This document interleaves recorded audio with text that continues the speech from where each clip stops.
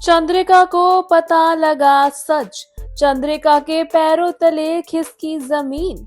जी हाँ, हम बात कर रहे हैं जी टीवी के पॉपुलर टेलीविजन सीरियल वसुधा की, जहां अपकमिंग एपिसोड में आपको देखने को मिलेगा कि एक और चंद्रिका की सारी आस, सारी उम्मीद, सारा विश्वास टूट जाता है जब उसका पति यानी कि प्रभात उसकी वेडिंग एनिवर्सरी पर नहीं आता है। वहीं उसे पता लगता है कि ये सब उसके साथ खेल हो रहा था। जो भी उससे बात कर रहा था वो कोई और था, उसका पति नहीं था। ऐसे में चंद्रिका टूट जाती है और करती है अपने बेटे देव से सवाल, और साथ ही करती है वसुधा से सवाल। वह वसुधा से कहती है कि तुम दोनों को मुझे सब कुछ सच सच बताना होगा, क्योंकि मेरे पति यानी कि साहब प्रताप गए थे तुम्हें लेने रणकपुर, और उसके बाद से ही उनका पता नहीं है। वसुधा सोचती है कि आखिर उसे लेने क्यों आया गया था, लेकिन चंद्रिका कहती है जो तुमसे पूछा गया है मुझे उसका जवाब दो।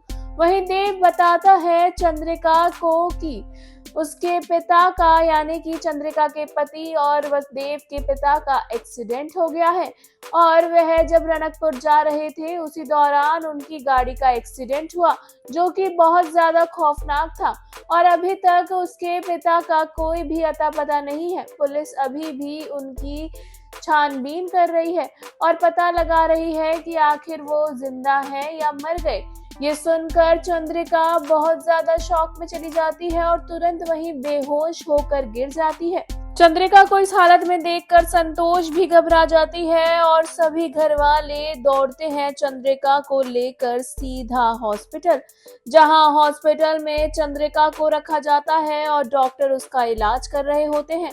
वहीं चंद्रिका का इलाज करने के बाद डॉक्टर आते हैं और चंद्रिका के पास उसके परिवार को लेकर जाते हैं और कहते हैं कि चंद्रिका एक गहरे सदमे में चली गई है, जिसकी वजह से इनका होश में आना कभी भी संभव है।